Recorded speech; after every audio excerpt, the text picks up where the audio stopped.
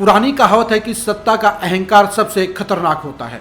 जो शासक सत्ता के अहंकार में डूब जाता है वो जनता के दुख दर्द को भूल जाता है। हरियाणा के सीएम मनोहर लाल खट्टर भी अहंकार के रथ पर सवार हो गए हैं। ये हम नहीं कह रहे हैं, बल्कि 3 दिनों के सिरसा के सीएम के दौरे खुद बयान कर रहे हैं। पहले आप इन 3 दिन के वीडियो को देखिए।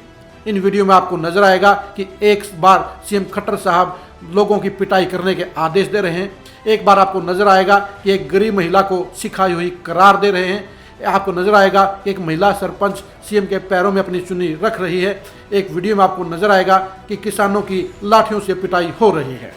रुक जा कहीं से सिखा सुखो के भेजिए तो बैठ जा। मैंने तो सिखा के भेजा गया कहीं से। आज तो फिर चुप कर। हमारा लड़का अभी गुजरा 30 साल का नहीं था, 25 साल का बेटा था। मैं विधवा लुगाई हूँ, कहाँ से बच्चा लाऊं मैं? ये चिट्टा बेच रहा, इनको पकड़ते नहीं है, पीते उनको को ना पकड़ते हैं। तो सीएम ने बात नहीं सुनी? नहीं सुनी। क्या कहा? बोला आपने सिखाया है, किसी के सिखाया है यहाँ पे? कि कौन सिखाता? हमारा बच्चा गया है, हमारा अभी लड़का अभी गुजरा है मेरा। अरे ये राजनीति मत करने दो इसको। ये राजनीति करने वाला है आम आदमी पार्टी का कार्यकर्ता, इसको उठाकर पिटाई करो और बाहर भेजो।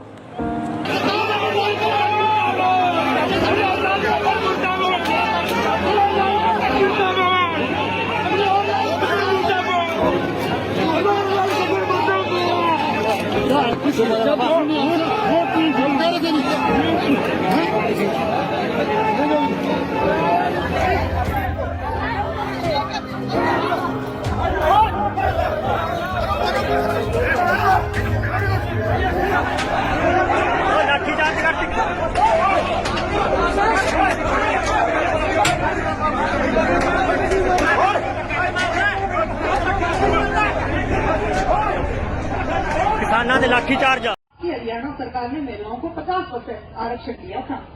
क्यों? तो इसलिए मैंने कोई गुनाह तो नहीं किया, मुझे सरपंच बनते ही नहीं मेरे पति पे जानलेवा हमला हुआ है सर। तो सर आप अगर नहीं सुनोगे ना तो एक औरत की इज्जत, एक हिंदुस्तानी औरत की इज्जत, ये गाड़ी हिंदुस्तानी औरत का दुपट्टा।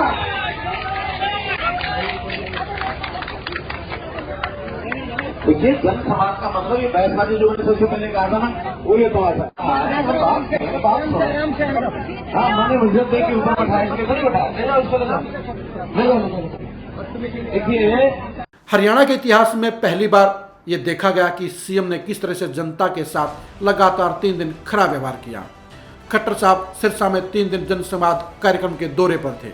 उन्होंने रानिया, कालांवाली और डबवाली में जनसंवाद कार्यक्रमों में शिरकत की। खट्टर साहब ने 3 दिन में लगभग 1000 करोड़ से ज़्यादा विकास कार्यों का शिलान्यास या उद्घाटन करने का काम किया। लेकिन 3 दिनों के दौरान सीएम साहब के अच्छे कामों की बजाय उनके बुरे व्यवहार को प्रदेश की जनता ने नोट किया। प्रदेश के इतिहास में पहली बार जनता ने देखा कि खट्टर साहब किस तरह से बड़े मन से लोगों की पिटाई करने के आदेश दे रहे हैं। हरियाणा में ऐसा पहले कभी नहीं हुआ कि किसी सीएम ने मंच से लोगों की पिटाई करने के आदेश दिए, उन्हें मंच से दूर फेंकने के आदेश दिए, उन्हें कार्यक्रम से दूर धक्के मारने के आदेश दिए। हरियाणा की जनता ने पहली बार देखा कि सीएम खट्टर साहब ने एक गरीब महिला के साथ किस तरह खराब व्यवहार किया।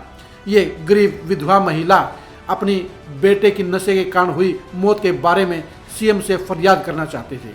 वो महिला सीएम को बताना चाहती थी कि गांव के अंदर नशा करने वालों को तो गिरफ्तार किया जाता है, लेकिन नशा बेचने वालों को छोड़ दिया जाता है। यानी पुलिस की सहायता के चलते नशे का कारोबार बढ़ रहा है और प्रदेश के युवा नशे से मर रहे हैं। लेकिन सीएम साहब ने इस मजबूर विधवा महिला की गुहार सुनने के बजाय उसे सिखाई हुई महिला करार दे दिया, उसे विपक्षी पार्टी के एजेंट करार दे दिया। सीएम साहब ने महिला सरपंच की चुन्नी का भी सम्मान नहीं किया। हरियाणा के समाज में पगड़ी और चुन्नी दोनों की सबसे बड़ी अहमियत है। जब किसी के कदमों में पगड़ी या चुन्नी रख दी जाती है तो उससे बड़ी फरियाद नहीं होती है।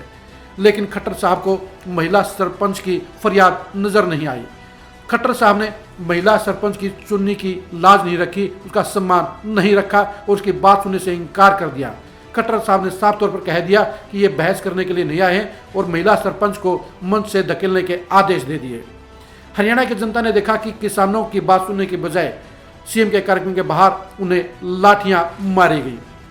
खट्टर साहब का ये व्यवहार बता रहा है कि उनमें तानाशाही सवार हो चुकी है। हरियाणा के इतिहास में इस तरह खराब व्यवहार कभी भी नहीं देखा गया। आखिर खट्टर साहब ऐसा क्यों कर रहे हैं? असल में खट्टर साहब कभी जनता के नेता नहीं रहे हैं। 2014 में हरियाणा का सीएम उन्हें गोल्डन चांस के तहत मिला। यह भी कह सकते हैं कि उन्हें राजयोग के कारण ही उन्हें बैठे बैठाए बिना कुछ किए, बिना संघर्ष के ही हरियाणा के सीएम का ताज मिल गया। वो 8.5 साल से हरियाणा के सीएम हैं, लेकिन 8.5 साल तक उन्हें हरियाणा की जनता की याद नहीं आई। 2024 में होने वाले लोकसभा और विधानसभा चुनाव के मजबूरियों के चलते खट्टर साहब को जनसंवाद कार्यक्रम शुरू करना पड़ा। लेकिन खट्टर साहब के आपको ये हरकतें बता रही हैं कि जो जनसंवाद कार्यक्रमों को लेकर सहज नहीं हैं। वो फिक्सिंग किए गए एजेंडे पर सुनवाई करते हैं, पहले से तय लोगों से मुलाकात करते हैं। ऐसे में अगर बाहर से कोई व्यक्ति, कोई महिला, कोई संगठन किसी काम की फरियाद करता है, गुहार लगाता है, तो उसे मंजूरी नहीं मिलती है और उन्हें कार्यक्रमों से दूर धकेल दिया जाता है। खट्टर साहब का व्यवहार निश्चित तौर पर आलोचना के लायक है, क्योंकि प्रदेश के मुखिया से उम्मीद नहीं की जा सकती कि वो प्रजा का दुख दर्द सुनने की बजाय उसे लाठियां मरवाने का काम करे, पिटाई करवाने का आदेश दे, मंच से दूर धकेलने का आदेश दे, गरीब विधवा महिला की फरियाद ना सुने और महिला सरपंच की फरियाद को अनदेखा कर दे। खट्टर साहब का व्यवहार बीजेपी के लिए निश्चित तौर पर खतरे की घंटी बजाने का काम करेगा, क्योंकि खट्टर साहब जनता के नेता नहीं है। ऐसे में अगर वो इस तरह से गलत व्यवहार करते रहेंगे तो बीजेपी के लिए 2024 के चुनाव में मुश्किलें बढ़ जाएंगी। ये सभी जानते हैं कि खट्टर साहब मास लीडर नहीं हैं। उन्हें किस्मत के राजयोग के चलते हरियाणा की सत्ता मिली है, लेकिन उनका ये व्यवहार जनता में बीजेपी की साख को खराब करने का काम करेगा और 2024 में सत्ता की हैट्रिक लगाने के रास्ते में बड़ी रुकावट खड़ी करने का काम करेगा। खट्टर साहब को अगर जनसंवाद कार्यक्रमों को सफल करना है तो उन्हें अपने व्यवहार में सुधार करना होगा।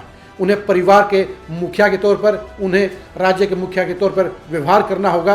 उन्हें हर मामले को संजीदगी से लेना होगा और आई हुई फरियादों को संजीदगी से सुनते हुए उन्हें दूर करने का आश्वासन पीड़ितों को देना होगा। अगर वे जनता के हमदर्द बनकर जनसंवाद कार्यक्रम करेंगे तो उनका रसूख बढ़ेगा, और अगर वो इसी तरह से तानाशाही के तरह लोगों को ट्रीट करेंगे, लोगों को बेइज्जत करेंगे, लोगों के खिलाफ लाठियां चलवाएंगे, लोगों को पीटने के आदेश जारी करेंगे, तो वो उनके अलावा बीजेपी का भी बंटाधार करने का काम करेगा। मुख्यमंत्री के जनसंवाद कार्यक्रमों पर खरी खरी न्यूज़ की खास खबर रहेगी। मुख्यमंत्री के जनसंवाद कार्यक्रमों, मुख्यमंत्री की कार्यप्रणाली, मुख्यमंत्री के जनाधार और 2024 में खट्टर के भविष्य को लेकर आप लगातार खरी खरी न्यूज़ से जुड़े रहिए। नमस्कार।